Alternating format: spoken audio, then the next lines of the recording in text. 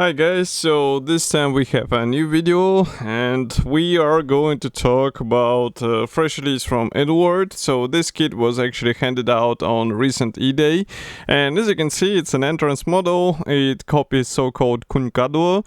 So it's an aircraft which is let's say displayed in Prague Technical Museum, and as you can see it's written here, it's from 1967 up to current time. So we have here a propeller aircraft, and I'm not sure which scale it is. I think it was a 1/72 scale, and there is no number as far as you can see, but we have here this aircraft in a nice blue marking, so it will be interesting to see what is actually supplied here. And as I said, I do not see the kit number here, so I guess judging by the size of this parts here, if I flip it over, so it's approximately 1/72 scale. Nevertheless, the packaging styling is typical for this entrance kit from Eduard on E-Day. So in case you don't know, every guy or let's say a lady who participates in this model exhibition, they show their own model, they get this kit, but you also get it as a visitor, as a free kit, part of the let's say entrance package which you are paying for. So, as I said, the packing style is quite typical. It's a transparent plastic bag with a resealable flap. We also have here the all of the things visible, so it will be quite easy thing to take everything out and check them one by one. So, first of all, I would suggest to start with the plastic parts. And why I'm a bit confused, because my kit somehow got the two assembly manuals of the same type, so I guess somebody was too generous while packing this kit. And of course there is cardboard for a bit more rigid structure, but this is nothing special. I would like to proceed with the plastic kit itself. And well, the molding quality here is somewhat different from what we are seeing in typical Eduard kits, and well, the overall I would say molding style is different, not the quality, because quality, as you can see, is quite nice, but the plastic itself is light gray. It's a bit more flexible. The sprues, as you can see, are easy to bend, and well, we have all of the parts here, so I will just zoom in so that you can see. For example, here we have the fuselage half. This is the left side. And well, for this size, the pre-molded details are quite nice. So here you can see comparison with my fingertip. This is a really tiny model, so that's why, for example, on the right fuselage half we have the tail fin pre-molded, and I guess it will serve as a guiding element. And also here you can see the tail landing gear leg.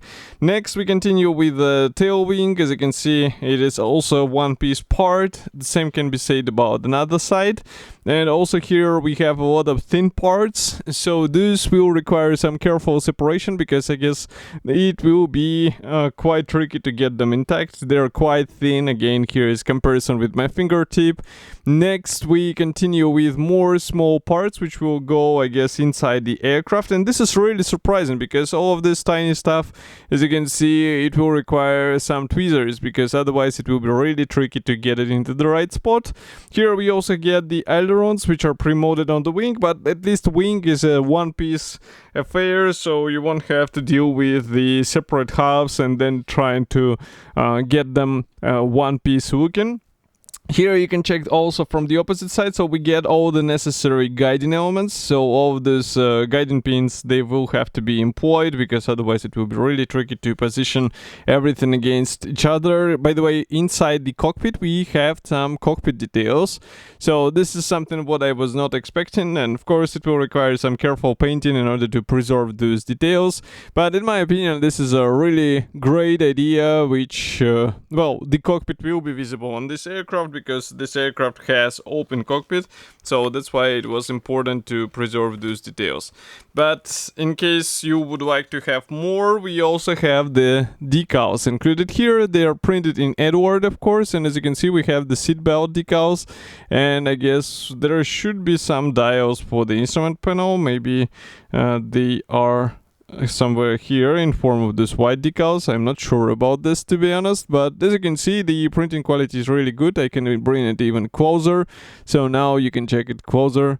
And it's cool that the seat belts are included because, well, it would be a bit difficult to work with P parts for some models, but the decals are a bit easier and quicker way to have the more sophisticated cockpit appearance.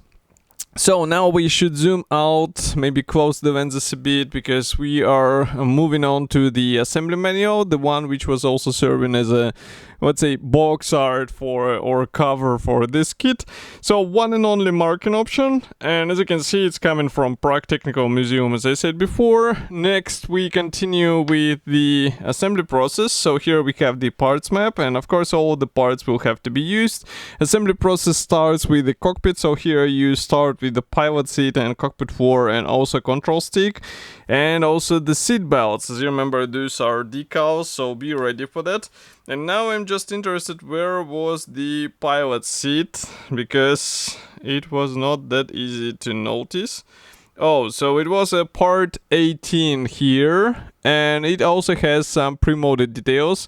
As you can see, there is a padding which will require some careful painting, but this is really cool thing in this size, so definitely pick this detail out because the final appearance will actually benefit from this.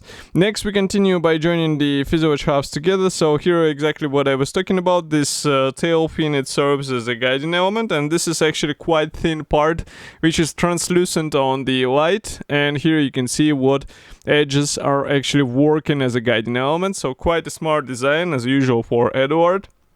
Next we also have the engine, so all those small parts are actually the engine bits, and I'm talking about those elements which were really tiny, so it will be quite fun to join them together this step, but I think the final appearance will only benefit from this because, as you can see, the engine is visible on the final let's say shape of the model, on the finished model, so definitely take some time to paint and weather it properly.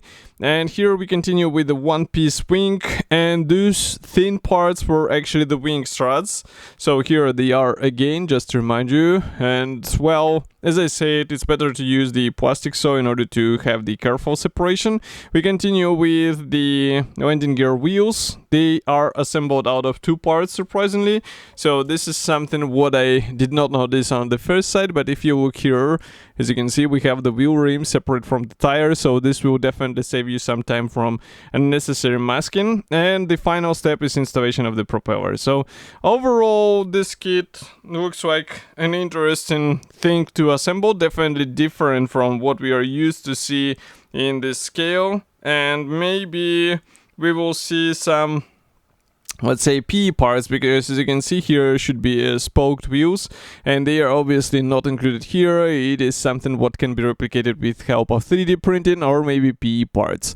Of course, I will be happy to hear your opinion about this kit. I guess it should be available on the website, but it will be available until it will be sold out, so definitely check out Eduard website, and I will be happy to hear your opinion here in the comment section below. If you like this video, do not forget to press the like button, subscribe to our YouTube channel, and I will see you in the next video or review as usual.